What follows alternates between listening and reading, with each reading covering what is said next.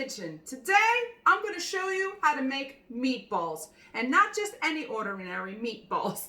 These meatballs are stuffed with this cheese right here. And I'm going to pronounce it for you. You ready? It's called scamorza.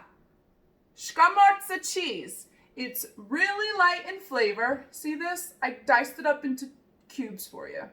It's really light in flavor, but it makes the best melting cheese ever. And I'm going to put this inside, in the middle of each meatball, okay? And it's going to be delicious. All right? Just want to get that out of the way. If you don't have scamorza and you can't find it, you can use any cheese your heart delights. Like mozzarella is a good one too, okay? Well, all right. So what we're going to need to start off is I got some ground meat here, and this is just not some ground beef, which, hey, you can use that too. I do, but for this recipe, I'm going to use ground veal and ground pork. Now, what I got here is a pound of veal, ground veal, and I got a quarter pound of pork. I use the veal because it's a little less fatty, but it's really good, and I'm using the pork to give the veal a little more flavor. I mean, who doesn't love pork, right? So we got that, and then what we're going to put inside, we're going to need pecorino romano, or you can use Parmesan, parsley, white pepper, black pepper too, and salt. You know what I forgot? I forgot my garlic powder. Just give me 1 minute to go in my cabinet, and I'm going to grab it. Hey, this is live, baby. All right, so we got my garlic powder. And then I also have 2 eggs. I have a fresh onion, which I sliced in half, and I'm gonna grate it in there. And then I've got some French bread. You can use any kind of bread you want, but here I've got some French bread soaking in half and half. You can soak it in milk. You can soak it in 2% milk. I happen to have half and half. And the purpose of the bread and soaking in milk is it's going to make your meatballs even more moist and juicier and not hard like a ball. You know, those kind of meatballs you throw in somebody's head and they're knocked out. Not going to be the case. These are going to be soft and pillowy and stuffed with this cheese. It's so gooey. I can't wait to show you when I crack it open inside. The other kicker is that makes these really special is we're going to kick it up a notch, and we're going to take the meatballs after we rolled them up, and we're going to panko bread them halfway though, and then deep fry them. All right, so you're also going to need an egg wash to dip the meatball in, and then dip it in the panko breadcrumb. All right, now that we got that out of the way, let's get it started. You're going to need a bowl, medium-sized bowl, and we're going to put the chopped meat in there. Beautiful. Get that out of the way. Here's the other thing, guys. I'm a big believer in using your hands, but if you've got nails, then you should put some gloves on because it's a pain in the butt to try to get that chopped meat out. Plus, you know, we're working with raw meat, so it's good to wear gloves. I just prefer to wear them because this Italian chick here gets her nails done. All right, come on, Anna, hurry it up. Here we go. So we got the ground pork in here. We got the ground meat in here. Try not to mess with it too much. I like to just eyeball all my ingredients, but we're gonna put the pecorino romano in there. I put about a nice handful. Then a little palmful. Parsley. I got white pepper, I got black pepper. I'm gonna put pinch of black, 2 pinches of white pepper, my salt. I eyeball it and I just sprinkle it on like I'm table salting it. I'm going to crack our 2 eggs.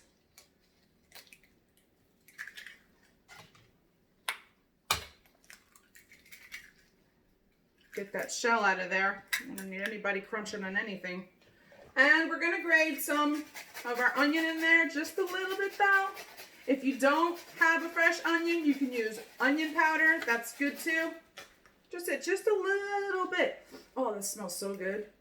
That right there smells just as good as when fresh garlic is cooking. All right, I'm just going to toss that back here.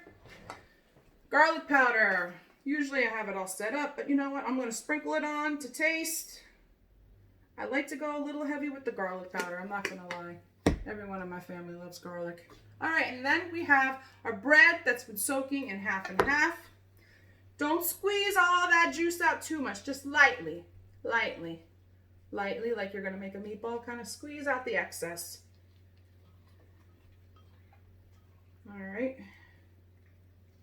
Squeeze that out. You know what? Just throw it in. Break it up a little bit. Okay. And we're going to mix this nice and gentle. We're going to use 4 of our little fingers here. Best tools ever in the kitchen, our hands.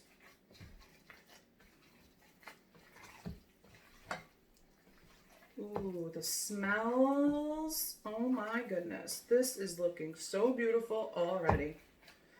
Just going to make sure it's well distributed through and through, but just gently getting everything through, but not trying to overmix it because we don't want this to be, like I said, hockey pucks.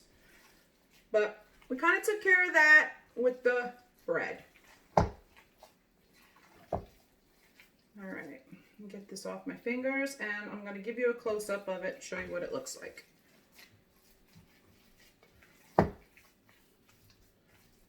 There we go. Get a little run around my finger.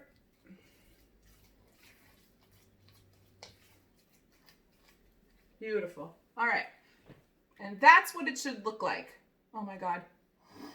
That smells so good, I gotta tell you. Okay, next, we're gonna make our little balls.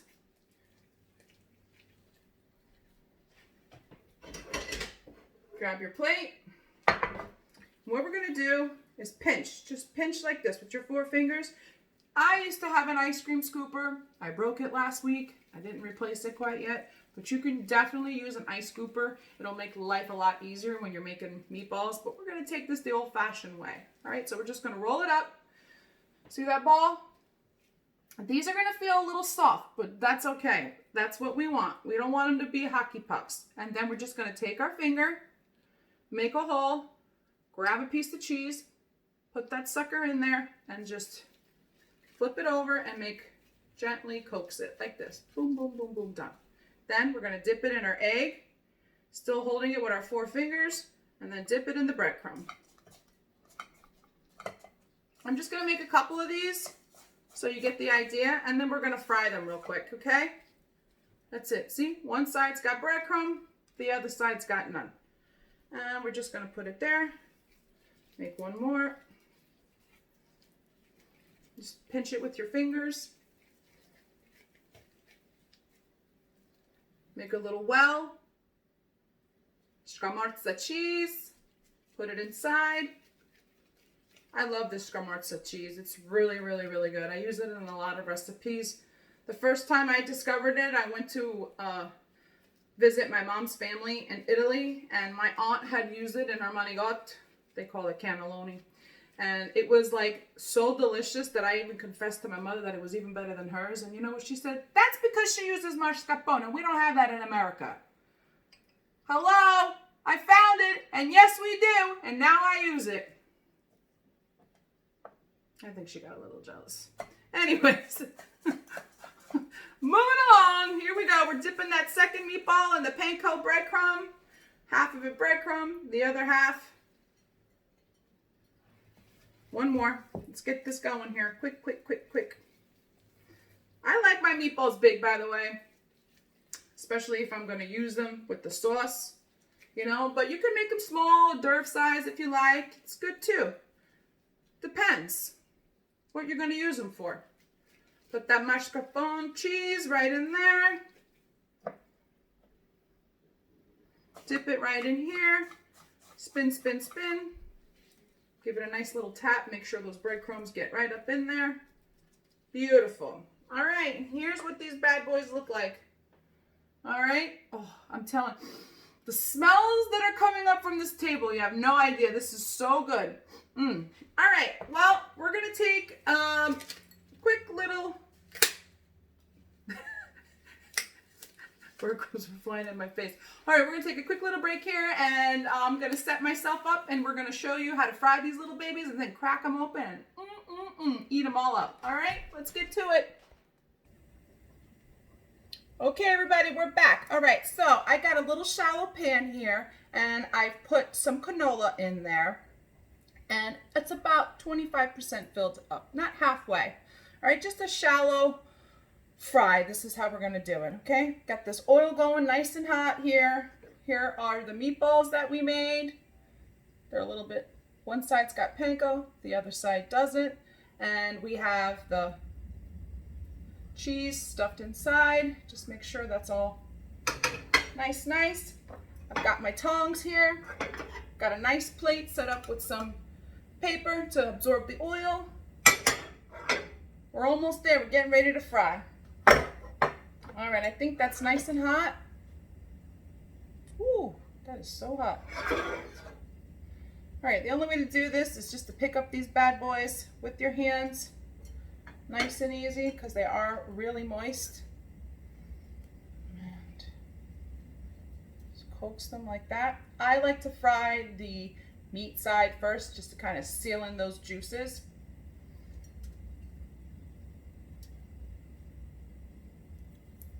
Oh yeah, that's ready. Here we go.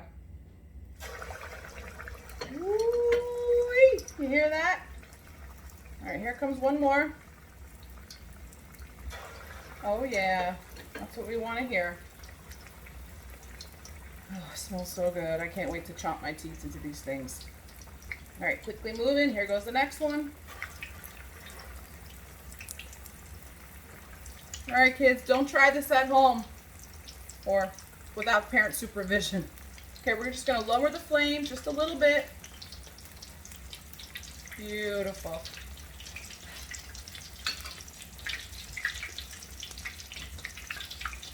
Oh yeah, you can see them getting nice and golden and brown.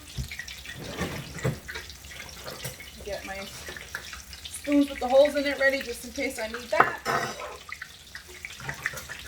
Got my tongs.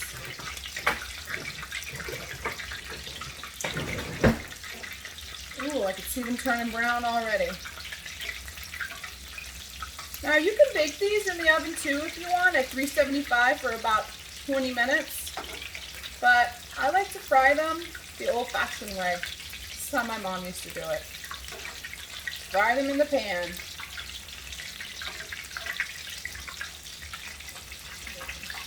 Just want to release them with the spoon a little bit so that you get them unstuck from the bottom. If they are stuck, there we go. You can move them around a little bit. All right. They don't take really long to cook. I'm going to use my tongs. Give this first little guy a flip. Oh yeah, look at that. Alright,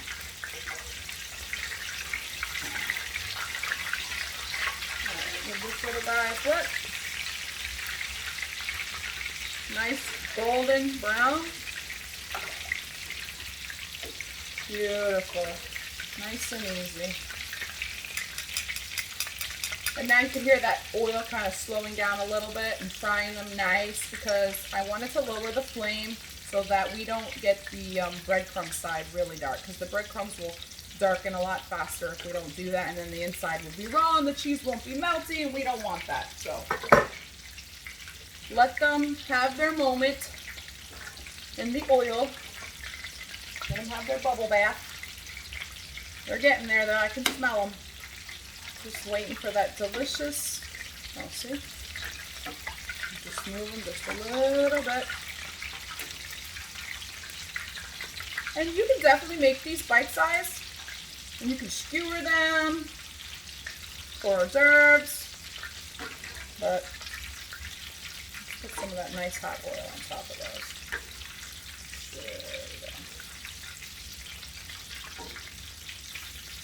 There we go. Oh yeah.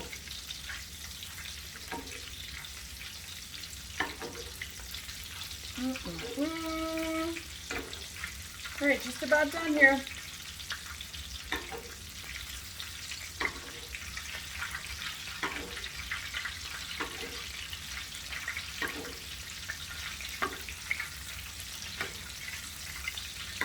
All right, I'm going to take a quick break. speed this up a little bit. But here's a look-see. That's what they look like.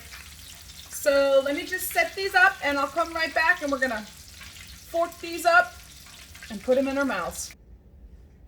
Okay, everybody, I'm back. These babies are done. I got my fork right here. I don't know which one I want to dig into first, but here we go. Ooh, yeah. Oh my God. Those are delicious. I gotta get a close-up of this. This cheese is so ooey and so gooey. You hear that crunch?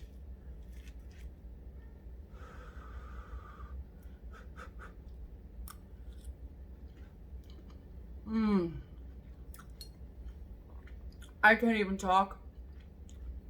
Flavors bursting, fireworks going off in my mouth, the crunchiness, the ooiness of the cheese. I can't even talk, guys. Hold on, one more bite. Oh yeah, those are good. You guys got to try this recipe. Hey, listen, you got some questions for me? You can DM me, you can email me at hoghungrygmail.com. You can subscribe to my channel. You can give me a thumbs up. And if you have any suggestions or anything you want to see me cook, I would love to hear them. And hey, I'll give you a shout out if I do decide to cook your recipe. Or cook what you want me to hear. Cook. Oh my God, I'm sorry. I need to have one more bite here. Hold on. This is good. All right. Enough playing around here. Well, thanks for watching Hog Hungry Kitchen. I had so much fun today. Go cook this now. Hog Hungry Kitchen, baby. Woo!